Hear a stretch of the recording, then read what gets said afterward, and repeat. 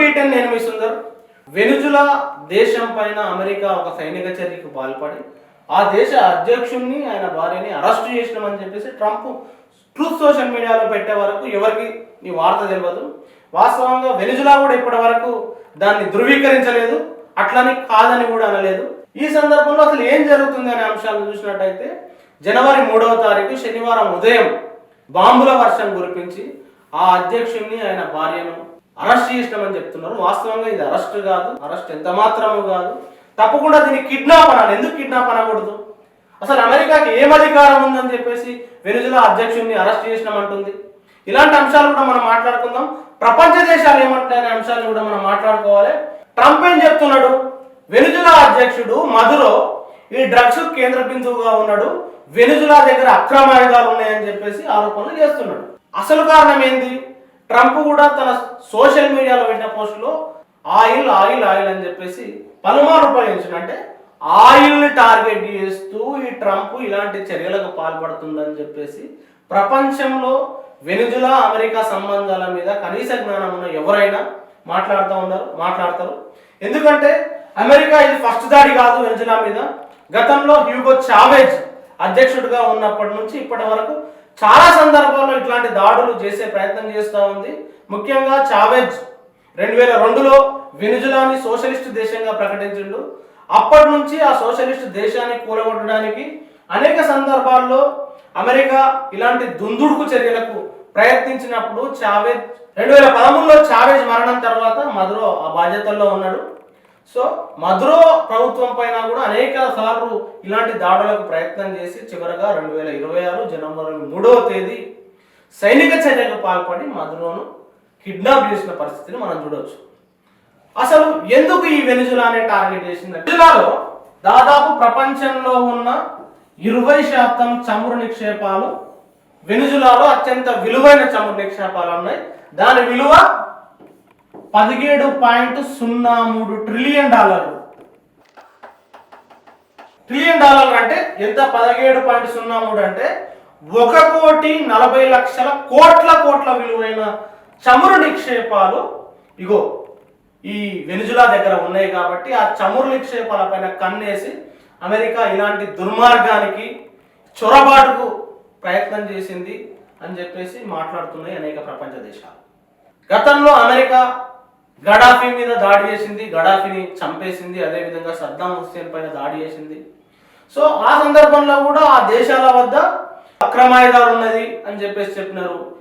ఆ సందర్భంలో కూడా ఆ దేశాలలో ఉన్న ఖనిజ సంపదను, చమురు నిక్షేపాలను దోచుకోవడానికి, అక్కడ దేశాల మీద ఆధిపత్యం సాధించడానికి ఇట్లాంటి దొంగ నాటకాలు అమెరికా చాలా దశాబ్దాలుగా ఆడుతూ ఉంది. ఇది ఆ నాటకాల్లో ఇంకో భాగం. అయితే ఇలాంటి ఒక దుందుడుకు చర్య నిజంగా అమెరికాకి ఏం అధికారం ఉంది? అంతర్జాతీయ చట్టాలు ఉన్నాయి, ఐక్యరాజ్య సమితిలో ఒక సభ్య దేశం వెనుజులా.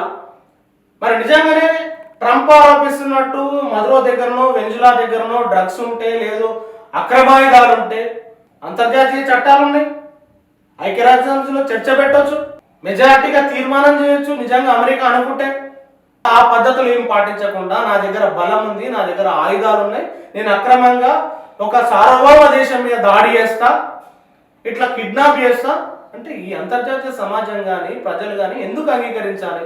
ఏమంటారు అంతర్జాతీయ సమాజంలో దేశాలు అంటే? సహజ వనరులపై పెత్తనం కోసమే అని చెప్పేసి రష్యా ఖండించింది. వెనుజులా సంబంధించిన సహజ వనరుల పైన కన్నేసి ఇట్లాంటి దాడులకు పాల్పడుతుందని రష్యా చాలా క్లియర్ గా ఖండించిన సందర్భాన్ని చూస్తున్నాం. బ్రెజిల్ అధ్యక్షుడు లూలా కూడా ప్రకటించింది. ఇది దాటకూడని గీత ఆల్రెడీ అమెరికా దాటేసింది, ఇది ఎంత మాత్రం సరైంది కాదని చెప్పేసి బ్రెజిల్ ఖండించింది. ప్రమాదంలో ప్రాంతీయ సుస్థిరత అని చెప్పేసి మెక్సికో ఖండించింది.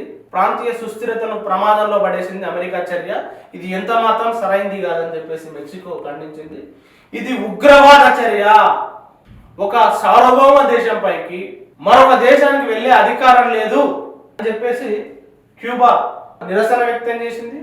వెనిజులా హోంమంత్రి సెబొల్లా, వెనిజులా ఉపాధ్యక్షురాలు రోడ్రిక్స్ కూడా చాలా క్లియర్గా చెప్పినారు, ఈ పరిస్థితి నుంచి దేశాన్ని బయటపడిస్తాం, కాపాడుకుంటాం అని చెబుతూనే మా అధ్యక్షుడు మీ దగ్గర ఉంటే ఏడి మాకు చూపించండి అని చెప్పేసి ఒక ప్రకటన ఇచ్చిన సందర్భాన్ని మనం చూస్తున్నాం.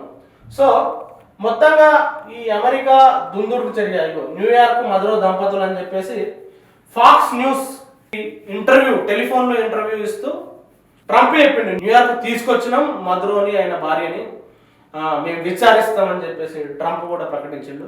ఇలాంటి దుందుడుకు చర్యను ప్రపంచమంతా ముక్తకంఠంతో ఖండించాలి. ముఖ్యంగా వెనిజులా భారతదేశానికి చాలా దశాబ్దాల నుంచి ఒక మిత్ర దేశంగా ఉంది. మరి భారతదేశ ప్రభుత్వంలో ఉన్న మోడీ ప్రభుత్వం తప్పకుండా ఈ చర్యను ఖండించాలి. ఏ సార్వభౌమత్వ దేశం మీద మరో దేశానికి దాడి చేసే అధికారం హక్కు లేదు. అంటే మనం ఎన్నుకున్న ప్రభుత్వంలో ముఖ్యంగా మోడీ ప్రభుత్వం ఉంది, మోడీ గారు ప్రధానమంత్రిగా ఉన్నారు. ఏ అర్ధరాత్రిలో అమెరికా లాంటి ఒక దురంకార దేశం వచ్చి అర్ధరాత్రి కిడ్నాప్ చేసుకొని తీసుకపోతే మనం ఊరుకుంటామా? మోడీని కిడ్నాప్ చేసి మన దేశ ప్రధానమంత్రి, అట్లనే వెనిజులాకి అధ్యక్షుడు. సో ఇట్లాంటి పరిస్థితిని ప్రపంచమంతా ముక్తకంఠంతో ఖండిస్తున్నప్పుడు భారతదేశం కూడా వెంటనే స్పందించాల్సి ఉండే. ఆదివారం 4వ తారీఖు ఉదయం 8 గంటలకు ఈ వార్త చదువుతున్నాను. ఇప్పటి వరకు అయితే భారతదేశ ప్రభుత్వం నుంచి విదేశాంగ శాఖ నుంచి ఇలాంటి ఖండన రాలేదు. వెంటనే ఖండించాలి. మానవత్వం ఉన్న ప్రతి ఒక్కరూ, ఈ ప్రపంచ దేశాలు శాంతి సౌఖ్యాలతో ఉండాలని కోరుకునే ప్రతి దేశాలు ఇట్లాంటి దుర్మార్గమైన చర్యను, ఇట్లాంటి కిడ్నాప్ను ముక్తకంఠంతో ఖండించాలి. బుద్ధి కూడా చెప్పాల్సిన అవసరం ఉంది. భద్రతా మండలిని కూర్చోబెట్టండి అని చెప్పేసి వెనిజులా డిమాండ్ చేస్తుంది.